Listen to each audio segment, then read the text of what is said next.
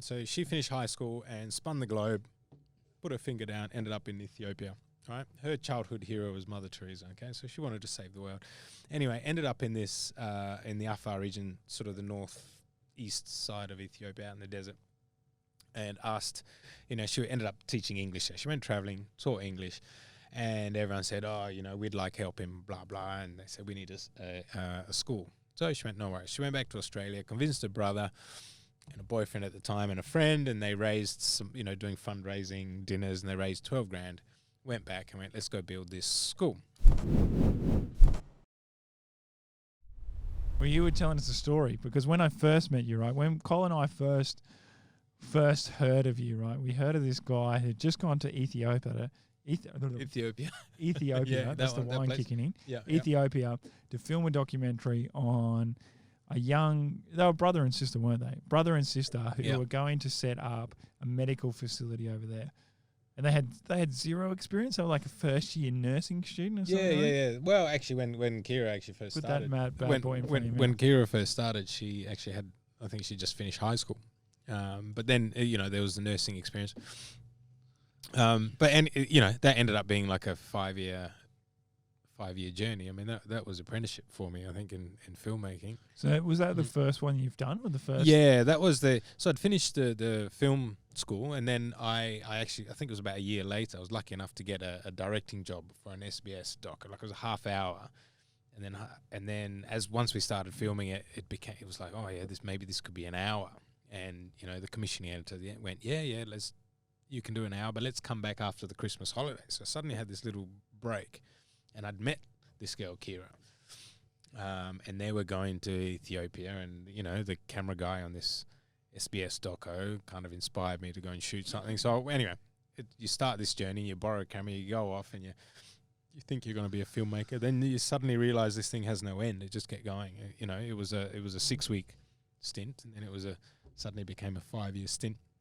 And I still remember, this. I actually had a big breakup on this one. I actually, I'm very good friends with these guys at the moment, but it was one of those moments where I think at the end of this shoot, it was gut wrenching. And I remember it ended up in India. So,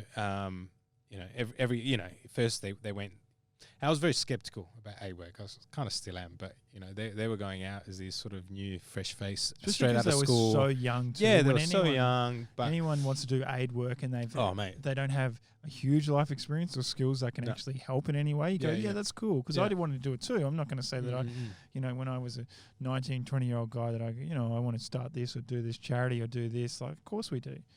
But can we do it? Yeah. Can we do it? Well, it's one of those things you could debate till the cows come home, but I think the thing that stood out about them in particular was they were very open to make mistakes. You don't meet many people. We were talking about mistakes earlier, being able to own your own mistakes. They were very open. They were very honest and very vocal, right? It wasn't, they were idealistic, yes, but I think they were also very good. They were very happy to kind of go, oh, you know what, that didn't work. Let's try this. And it was not a big deal. They weren't sort of stuck in this militant way of, I've got to make these people become Western. That means it'll save the world. Like they're just kind of they still went along with it and put their passion in it, and they've made relationships out there, which I actually just went with them a couple of months ago again, back to where they're. So there's there's still it's like a lifetime. I think they to catch everyone up. These two young people, brother and sister, they wanted to go to Ethiopia to start a hosptal. You followed them over there, like. Them learning to do it. They got some support, or so what let's go back a little bit. So Kira, so she finished high school and spun the globe, put her finger down, ended up in Ethiopia. Right, her childhood hero was Mother Teresa. Okay, so she wanted to save the world. Anyway, ended up in this in the Afar region, sort of the northeast side of Ethiopia, out in the desert, and asked, she ended up teaching English there. She went traveling, taught English. And everyone said, oh, we'd like help him, blah, blah. And they said, we need a school. So she went, no worries. She went back to Australia, convinced her brother and a boyfriend at the time and a friend, and they raised some, doing fundraising dinners, and they raised 12 grand. Went back and went, let's go build this school. Anyway, they got there and they're like, well, we don't really want a school, we want a clinic. All right, so I'm okay, no worries. So they built a clinic. Luckily, they did it. I mean, they did everything illegally, we kind of calculated later, would have cost them $100,000 if they went through the right channels. Just in like government fees. Government fee. But, you know, the whole thing, you know, your Land Cruiser hire, all that sort of thing that aid workers like to do. And anyway, so they did that, came back to Australia and then left it.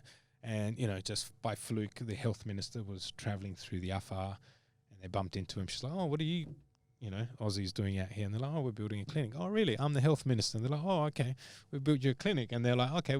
And so they were able to hand it over to the government. She was really happy to take it on and came back to Australia. I met them. I went and I was very skeptical. Like, you know, okay, here's a couple of kids from Adelaide who've gone to an African desert and built a clinic, but is it going to be another empty building sitting out there? That's kind of how I jumped in, kind of coming in, and they were very happy to argue with me about it. So that kind of worked. So off we went. I thought it was going to be, you know, the chief's new house or something. Yeah. You know?